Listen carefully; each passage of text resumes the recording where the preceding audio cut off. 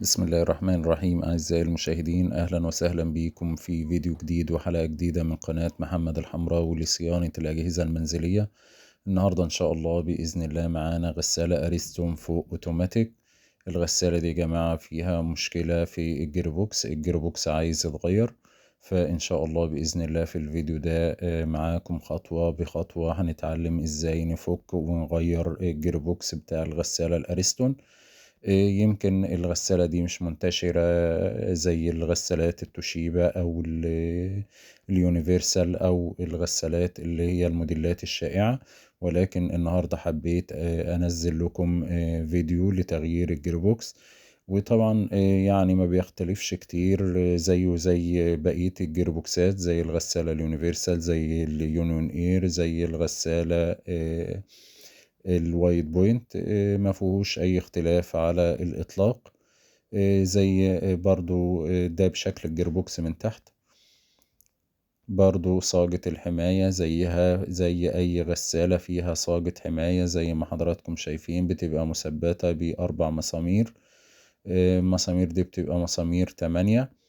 بنفك المسامير الأربعة دي كده بيبقى 8 علشان نفك الجيربوكس. والجيربوكس ده طبعا من الجيربوكسات اللي الموتور بيبقى متثبت عليها، مش زي توشيبا 8 أو زي ال جي. بيبقى الجيربوكس كامل، صاجة كاملة زي ما حضراتكم شايفين كده بالظبط. انما الجيربوكس ال جي والجيربوكس التوشيبا 8 بنغير الجيربوكس بس، وبقية الصاجة اللي متثبت عليها الموتور بتكون ثابتة على الحلة. طبعا الجيربوكس الاول بنفك الصاجة زي ما حضراتكم شفتوا كده، صاجة الحماية، وبعد كده بنفك مسامير الموتور، بتبقى مثبت بمسامير 13. بنفك المسامير دي ونخرج الموتور من على الجيربوكس، وبنفك السير طبعا زي ما حضراتكم شايفين كده، لأن الموتور طبعا بيبقى متثبت تحت منه مسمارين زي ما حضراتكم شايفين كده بالظبط.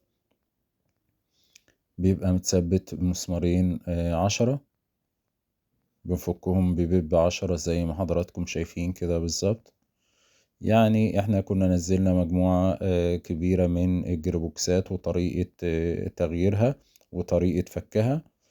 النهاردة برضو علشان دي غسالة أريستون حبيت أنزل لكم فيديو تغيير الجيربوكس، علشان أعرف حضراتكم إن الجيربوكس بتاعها سهل جدا. مفهوش اختلاف خالص عن الغسالة الفريش أو الغسالة آه، اليونيفرسال. طبعا ده موتور الشداد بيبقى متثبت على الجيربوكس بمسمار إلين.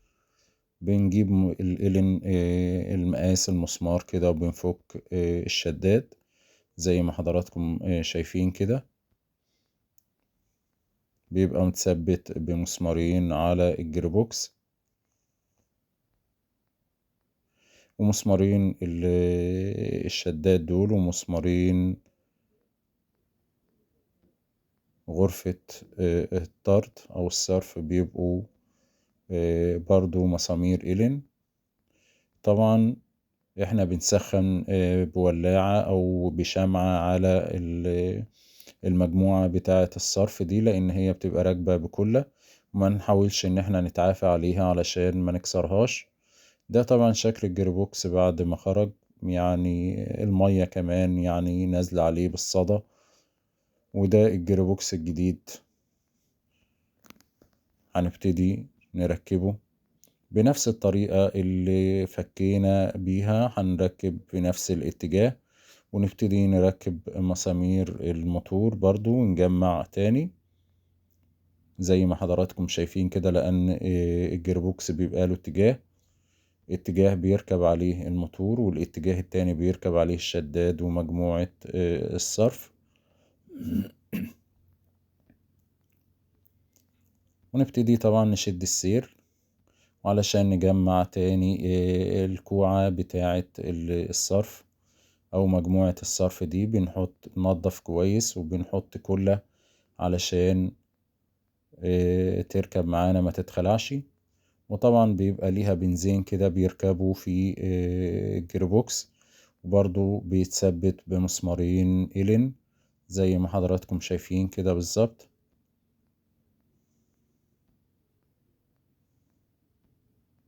بنفس الطريقة اللي فكينا بيها. وده موتور الشداد برضو بنثبته تاني على الجير بوكس بعد ما غيرنا الجير بوكس.